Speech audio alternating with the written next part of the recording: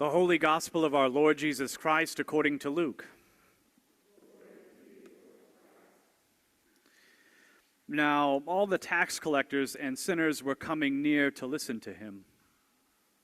And the Pharisees and the scribes were grumbling and saying, "This fellow welcomes sinners and eats with them." So he told them this parable. There was a man who had 2 sons. The younger of them said to his father, "Father, give me the share of the property that will belong to me." So he divided his property between them. A few days later, the younger son gathered all he had and traveled to a distant country, and there he squandered his property in dissolute living. When he had spent everything, a severe famine took place throughout that country, and he began to be in need. So he went and hired himself out to one of the citizens of that country, who sent him to his fields to feed the pigs. He would gladly have filled himself with the pods that the pigs were eating, and no one gave him anything. But when he came to himself, he said, "How many of my father's hired hands have bread enough and to spare? But here I am dying of hunger. I will get up and go to my father, and I will say to him, 'Father, I have sinned against heaven and before you. I am no longer worthy to be called your son. Treat me like one of your hired hands.' So he set off and went to his father. But while he was still far off, his father saw him and was filled with compassion. He ran and put his arms around him and kissed him. Then the son said to him, 'Father, I have sinned against heaven and before you. I am no longer worthy to be called your son.' But the father said to his slaves, 'Quickly, bring out a robe, the best one, and put it on him. Put a ring on his finger and sandals on his feet, and get the fatted calf and kill it, and let us eat and celebrate, for this son of mine was dead and is alive again. He was lost and is found.' And they began to celebrate. Now his elder son was in the field, and when he came and approached the house, he heard music and dancing. He called one of the slaves and asked, 'What is going on?' He replied, 'Your brother has come, and your father has killed the fatted calf, because he has got him back safe and sound.' Then he became angry and refused to go in. His father came out and began to plead with him. But he answered his father, 'Listen, for all these years I've been working like a slave for you, and I have never disobeyed your command. Yet you have never given me even a young goat so that I might celebrate with my friends. But when this son of yours came back, who has devoured your property with prostitutes, you killed the fatted calf for him.' And the father said to him, 'Son, you are always with me, and all that is mine is yours. But we had to celebrate and rejoice, because this brother of yours was dead and has come to life. He was lost and has been found.'" The Gospel of the Lord. Please be seated.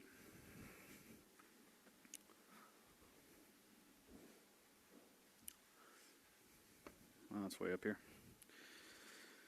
So this past weekend saw the vestry gathered at our diocese's annual vestry academy. St. Crispin's was alive with over 200 vestry members from across the diocese, representing some 52 congregations of 68. And I'm so proud of our vestry for volunteering their time, giving up their time, and for the wonderful energy that they brought to the mix. Sitting in the front row, remaining engaged, laughing, dreaming, and indeed beginning to claim their call amongst us. It's the dream of every rector to walk beside folks who are committed, on fire, and in love with the people that they serve. It's even better when you see them step forward and claim leadership within their church, claim their gifts in the church, and then watch them give it away in love. We are better together, my friends. And when you have a group of folks gathered together with purpose and passion, amazing things can certainly happen. Faith, hope, and love are alive and well here at Luke's Place. And our leaders love every one of you. They love St. Luke's with their whole heart, and there is no better qualification that I can think of for our leaders to lead with than that. So if you would, please join with me in thanking them for their service, wisdom, and commitment. Thank you.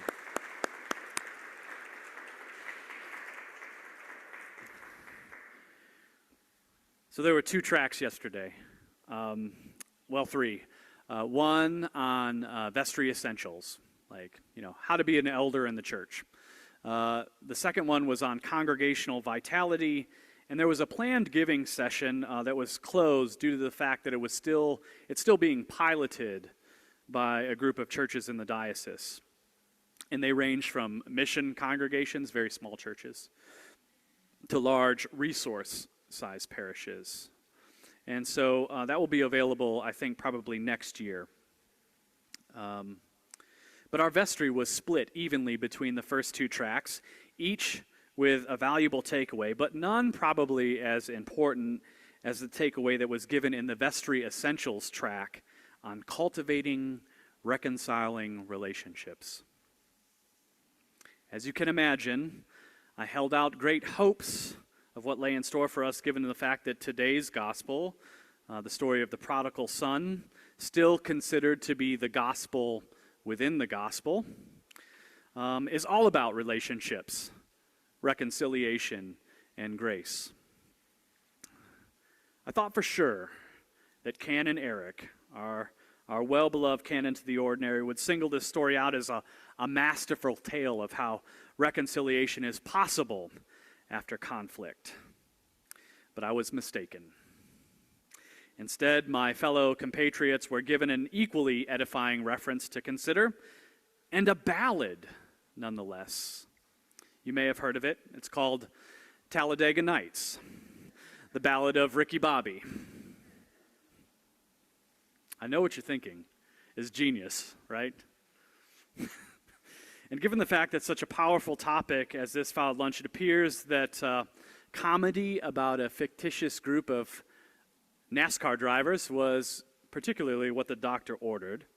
That and the fact that the session was presided over by our canon to the ordinary that ensured that the frozen chosen left more chilled than stiff, and even sporting a smile or two. While our session on cultivating reconciling relationships was light, given the fact that it leveraged humor in its delivery, the heaviness of conflict that precedes reconciliation was really at the heart of the session. No one forgot about that. And we learned that while levity and laughter may allow us to broach difficult topics, such as conflict, without re-traumatizing ourselves or ending up throwing us headlong back into some painful tension, we also knew that care is needed to balance such humor out. That, coupled with a candid awareness that everyone has encountered real and at times deep grief, which arises from serious conflict, especially conflict that has been allowed to escalate unchecked, whether through misunderstanding or something far more serious. All of us have had our own history with conflict, and though at times we can laugh about it or critique it when we see it objectified and at play in movies such as Talladega Nights, or probably my favorite, In the Office on TV, right? That show. At the same time, we need to be careful with ourselves and others when we do, because some wounds and their related emotions are still deeply felt. They're still carried, still tender. Perhaps some grievances are still unknown, and nothing is humorous about such misunderstandings when it leads to broken relationships. Such outcomes, as we know all too well, are rarely the result of a comedy of errors as much as they are a tragedy of errors. The story of the prodigal confronts tragedy. And perhaps it's probably one of the most beloved stories ever told. And it gives me great hope. It gives me hope because in the throes of conflict between father and son, there exists and remains a particular desire.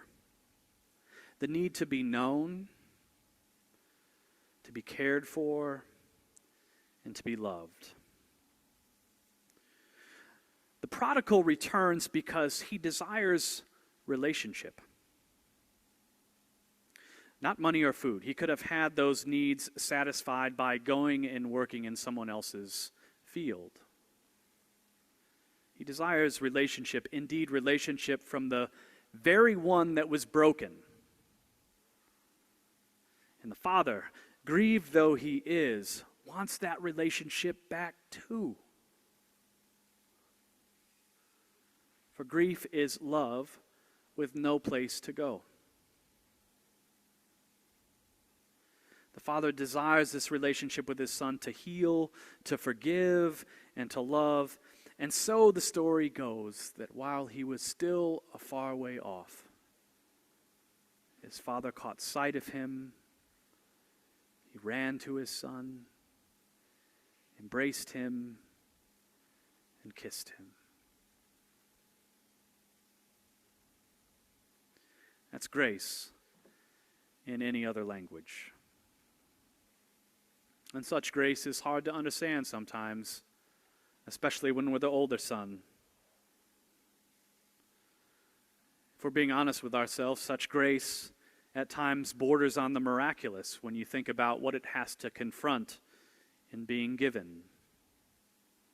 For Christians, offering that kind of grace, costly grace, not cheap grace, necessitates in us a deep trust in Jesus, and once freely offered, as painful as it may be and as disorienting as it can be, we know that our wounds sometimes bear for us something else.